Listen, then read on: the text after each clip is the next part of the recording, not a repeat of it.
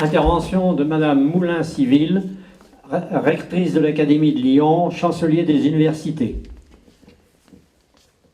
Mesdames et messieurs les élus, tout particulièrement Madame la première adjointe au maire de Charlieu et Madame la représentante du député Nicolas, Mesdames et messieurs les représentants des associations d'anciens combattants, Monsieur l'inspecteur d'académie, directeur académique des services de l'éducation nationale de la Loire, Madame l'inspectrice qui avait en charge les commémorations liées à l'éducation nationale, Monsieur le proviseur et Monsieur le proviseur honoraire, j'ai envie de dire messieurs les proviseurs honoraires et messieurs les chefs d'établissement qui êtes aussi en exercice dans ce département de la Loire et qui êtes venus nombreux ce matin. Mesdames et messieurs les professeurs, très chers élèves, depuis quelques mois, le centenaire de la Grande Guerre est commémoré partout dans le monde. En France, l'éducation nationale est étroitement associée aux manifestations qui sont organisées. Un grand nombre d'établissements scolaires et leurs élèves, accompagnés par les équipes éducatives, se sont mobilisés en se lançant dans des projets qui reflètent un réel intérêt, un réel engouement pour cette période, si loin de nous cependant. Ce succès est sans doute dû au fait qu'aucune famille française, ni européenne d'ailleurs, n'a été épargnée et que tout un chacun est conscient que le monde actuel a beaucoup à voir avec l'histoire. Notre académie n'échappe pas à ce contexte, même si elle a la particularité d'être composée de 3 départements qui étaient situés à l'arrière du front et qui n'ont pas connu directement la violence des combats. Cependant, depuis de nombreuses années, les historiens ont pris conscience de l'intérêt de travailler aussi sur la vie des populations civiles afin d'appréhender dans leur totalité les dimensions de ce premier conflit mondial. De fait, l'enseignement de la Première Guerre mondiale ne se borne pas à l'étude des soldats et des combats. Je tenais à saluer la suggestion de M. Jean-Luc Osmond, proviseur de la cité scolaire entre 1987 et 1995, et l'initiative de M. Rosselli, proviseur actuel de l'établissement, qui ont souhaité rendre hommage aux anciens élèves de ce que l'on appelait la prof, c'est-à-dire évidemment cette école supérieure et professionnelle, qui sont morts pour la France. Pour cela, c'est la date du 1er octobre qui a été choisie, 100 ans, jour pour jour, après, effectivement, la première rentrée scolaire de la Grande Guerre. Replongeons-nous 100 ans en arrière et demandons-nous comment ces jeunes gens ont vécu cette première rentrée en période de guerre. Ces adolescents ont certainement entendu le tocsin sonner le 1er août, vu les affiches placardées le lendemain pour annoncer la mobilisation générale. Comme ailleurs, ils ont sûrement aidé aux moissons, aux vendanges, plus activement qu'à l'ordinaire. En effet, à cause d'une mobilisation ayant concerné des milliers d'hommes âgés de 20 à 48 ans, les pères absents ont laissé femmes et enfants effectuer les travaux des champs et faire tourner les exploitations. Depuis le mois d'août, des affrontements violents ont déjà eu lieu dans le nord de la France. Les troupes françaises ont reflué avant que le grand affrontement de la bataille de la Marne, du début septembre, ne conduise à une stabilisation des fronts.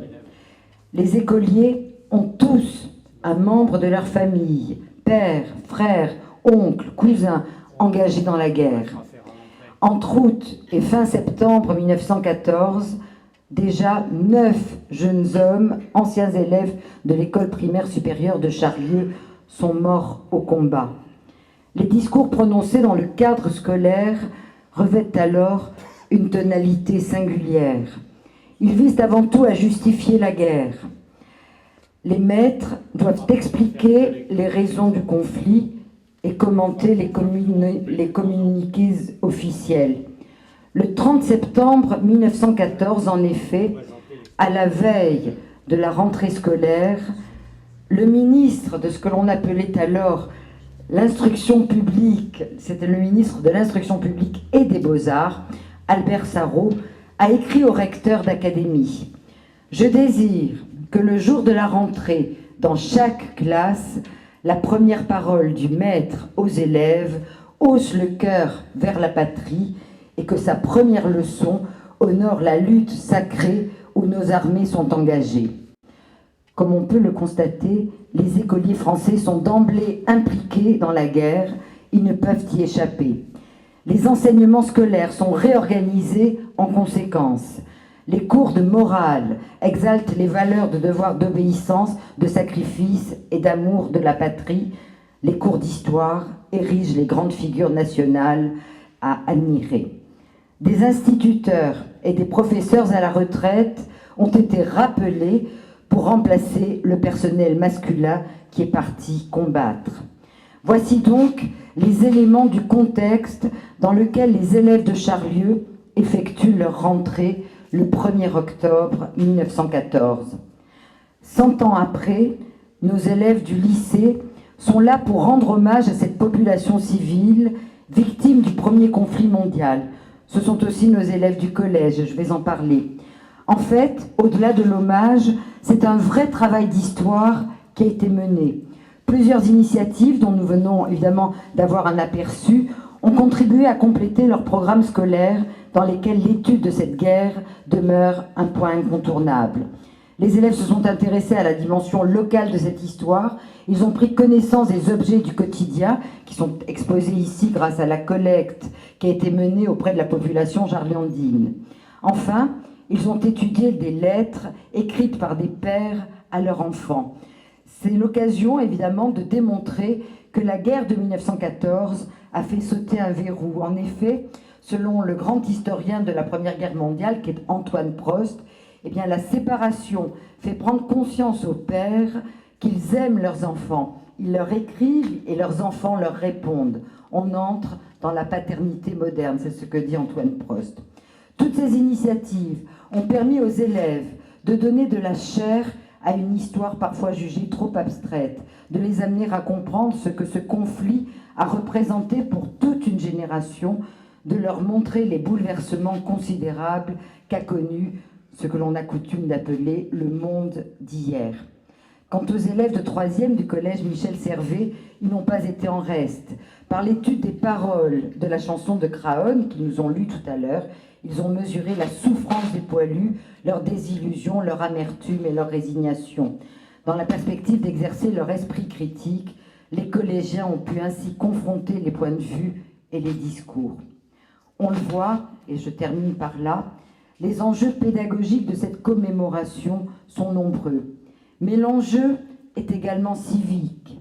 Parce qu'elle a bouleversé les sociétés, la Grande Guerre porte plusieurs messages essentiels dans la formation du citoyen d'aujourd'hui.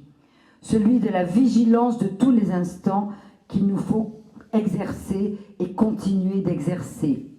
Celui aussi de la leçon, pour nous qui connaissons la suite de l'histoire, que la paix ne se construit pas sur la rancœur, sur la frustration et sur la vengeance. À l'heure où l'Europe est confrontée à des remises en cause provenant tant de l'extérieur que d'elle-même, ces messages nous paraissent d'autant plus actuels et d'autant plus forts. Je crois qu'il faut rester donc en alerte. Merci beaucoup.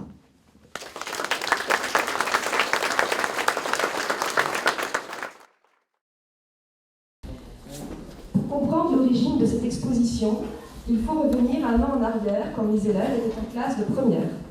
Le programme d'histoire nous conduisait à aborder le thème de la guerre au XXe siècle, dans lequel on va traiter l'expérience combattante dans la Première Guerre mondiale. Sollicité par M. Osmond, ancien proviseur de cet établissement, pour participer au centenaire de la rentrée des classes de ce qui était alors l'école professionnelle de Charlieu, il m'a paru intéressant de donner un sens supplémentaire au cours en amenant les élèves à faire de l'histoire. Ils se sont donc lancés dans un long travail de lecture, de sélection des sources, de recherche dans leurs archives familiales, travail dont le fil directeur était de dresser le portrait et de retracer le vécu de guerre de ces jeunes soldats charliandins et des environs, devenus des poilus. Vous verrez donc dans les panneaux et dans la vitrine le fruit de ce travail qui, malgré sa modestie, a été riche en enseignements. Je tiens à remercier chaleureusement M. Osmond, initiateur de ce projet.